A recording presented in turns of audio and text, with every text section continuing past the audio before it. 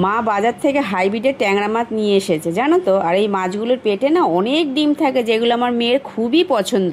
আর মাছগুলোর সাইজ এত বড় ছিল, তাই মা মাঝখান থেকে মাছগুলোকে কেটে নিয়ে ভালো করে ধুয়ে নুন হলুদ গুঁড়ো মাখিয়ে রেখে দিয়েছে। আমি তারপরে কড়াইতে তেলটা গরম করে নিয়ে মাছগুলো ভেজে নিয়ে ভাজতে ভাজতে দাঁড়িয়ে দাঁড়িয়ে ভাবলাম আজকে একটু ট্যাংরা কাসুন্দি বানালে হয় না। ছেলে শুনে বলে কি না, দেখো যদি ভালো রান্না না হয় আমি কিন্তু মোটেও খাবো না। আমি তখন বললাম, আরে দেখি না যে এইভাবে রান্না করবো তুই চেটে পুটে খাবি।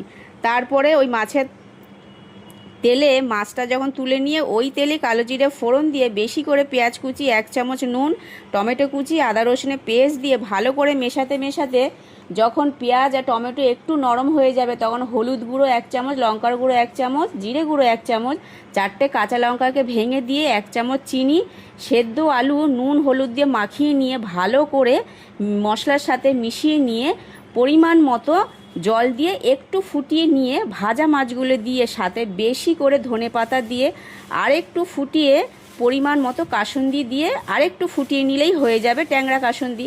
এরপরে ছেলেকে বললাম, কিরে আরেকটু ভাত নিবি নাকি? ছেলে বলল, হ্যাঁ হ্যাঁ মা, অসাধারণ হয়েছে, দাও আরেকটু ভাত দাও।